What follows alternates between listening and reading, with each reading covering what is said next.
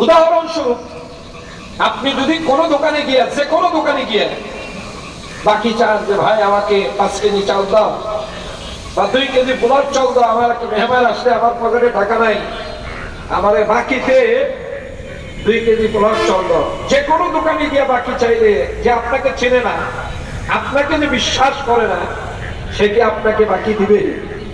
কথা বুঝেন নাই? যে কোনো দোকানে গিয়ে বাকি দেবে, বাকি চাইলে বাকি দিবে না। কোন দোকানওয়ালা বাকি দিবে আপনাকে? যে আপনাকে বিশ্বাস করে। এই মহল্লার দোকান, আপনি টাকা দিয়ে দিবেন, তার আপনার প্রতি আত্মবিশ্বাস আছে, কনফিডেন্স আছে। আপনি যদি বলেন অনুনয়ের সাথে, সে বলবে ভাই আপনি তো অনুনয় বিনয়ের সাথে বলেন কেন, আপনি যা লাগবে নিয়ে যান, কথা বলেন। আমাদের দেশে একটা প্রচলিত ভুল শব্দ আছে, সবাই বলে বাকি মানে ফাঁকি।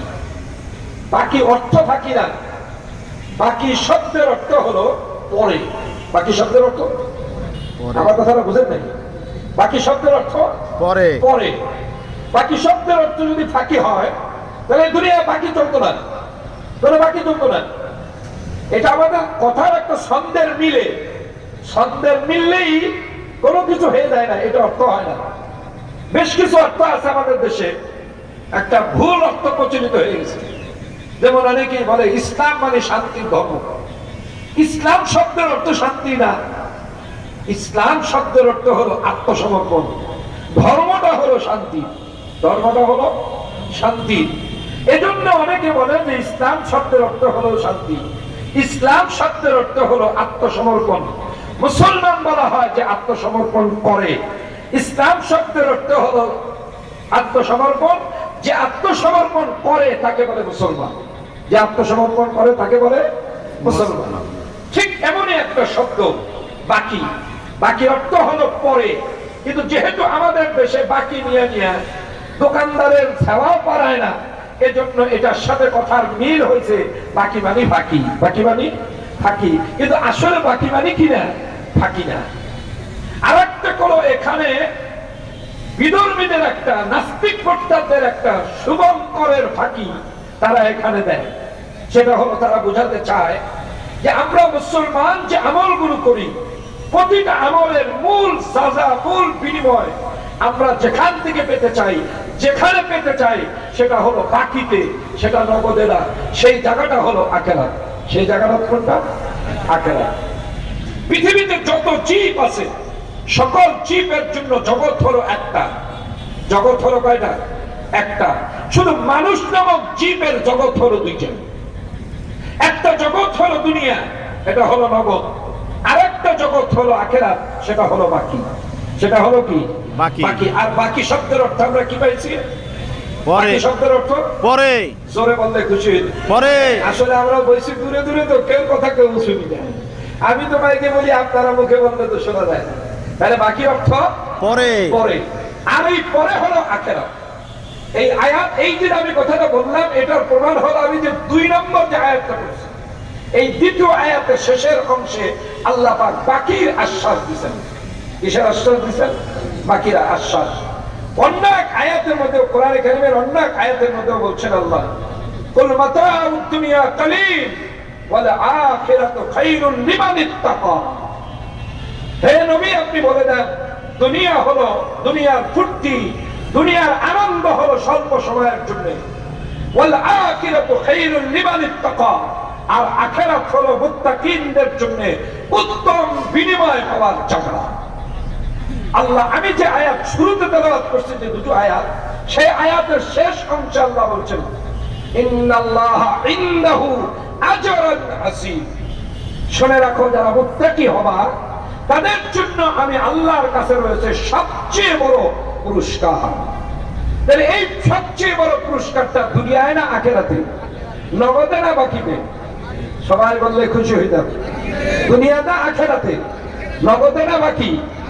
মুমিন যারা হয় তাদের সব কাজের মূল লক্ষ্য উদ্দেশ্য থাকে বাকি। মূল লক্ষ্য উদ্দেশ্য বাকি। দুনিয়া হলো আমার জন্য একটা মুসাফিরের জায়গা। দুনিয়া হলো ক্ষণস্থায়ী জায়গা। এটা আমরা সবাই দেখতেছি, সবাই বুঝতেছি, সবাই শুনতেছি। কিন্তু আসলে আমাদের মাথার মধ্যে ঢুকে না।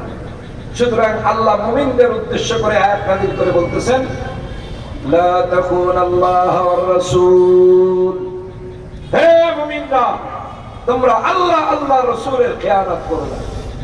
আল্লাহ আল্লাহ রাসূলের খেয়ানত কি? আমরা যেদিন জন্মগ্রহণ করেছিলাম, সমস্ত মানুষের আত্মা যেদিন আল্লাহ বানিয়েছিলেন, সব আত্মাকে আল্লাহ আলমে আরহার মধ্যে একত্রিত করে বলেছিলেন, আলাস্তু বিরাব্বিকুম, আমি কি তোমাদের রব নই? সেদিন আমরা আল্লাহর কাছে প্রতিজ্ঞাবদ্ধ হয়েছিলাম। আল্লাহ ওই দিনই আমাদের কাছে আমানত রাখছিলেন, আমানত রাখছিলেন আল্লাহর নির্দেশ।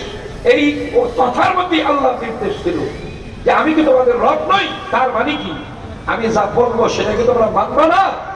আমরা বলে আসছিলাম কালু বালা, হ্যাঁ আল্লাহ আপনি যা বলবেন আমরা তাই মানবো। ফলে আল্লাহ পাক এই ওহীর ইলম আমাদেরকে দান করছেন। এই ওহীর ইলমের মধ্যে যা আছে, যদি একটা মানুষ কোরআনে কারিমের শুরু থেকে শেষ পর্যন্ত পড়তো, আমাদের বড়রা কত সুন্দর মিল দিচ্ছেন যে কোরআনে কারিমের মধ্যে 114টা সূরা। সূরা ফাতিহাকে অনেকে প্রথম সূরা ধরেন নাই, হিসাব করছেন প্রথম সূরা হলো সূরা বাকারা। আর বাকারাতুল শব্দের অর্থ হলো গাই। বাকারাতুল অর্থ কি? গাই মানে গরু। গাই মানে কি? গরু। গরুর মধ্যে কয়েকটা শ্রেণী, একটা হলো গাই, একটা হলো ষাঁড়, আর একটা হলো আবাল। মানুষের মধ্যে যেই গরুটার মতো কাজ করে তাকে সেই গরু হিসেবে বলে ও একটা আবাল, ওরে বলে ও একটা গাই, ওরে বলে ও একটা ষাঁড়। কথা বলে ঠিক। তাহলে কোরআনের প্রথম সূরা হলো গরু দিয়ে, আর শেষ সূরা হলো সূরা নাস, মানুষ দিয়া। শেষ সূরার নাম হলো মানুষ। আল্লাহু আকবার। মুফাসসিরগণ বলেন প্রতিটা মানুষ সৃষ্টিগতভাবে গরুর মতো। যদি সে কোরআন বুঝে পড়তে থাকে, কোরআন যেদিন শেষ হবে সেদিন সে পরিপূর্ণ মানুষে পরিণত হবে।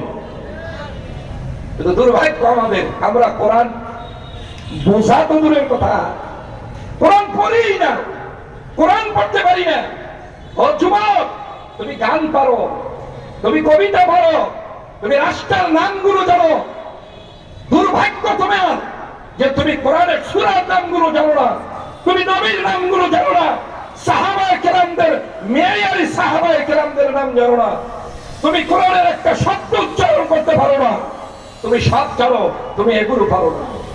বরং আমাদের দেশের যত বড় বড় নেতা হয় তারা বরং আরো ওয়াজ মাহফিলে গিয়ে মাইক ধরে আটকাইয়া পরে খুব গ্র্যাভিটির সাথে বয়ান করে, আর সেখানে গিয়ে বলে আমরা কোরআন হাদিস বুঝি না। কপাল বলো, তুমি কোরআন বুঝো না, তুমি ওয়াজ মাহফিলে মাইক করছো কেন? তোমার চেয়ে বড় বেয়াদব পৃথিবীতে দ্বিতীয়টা নাই।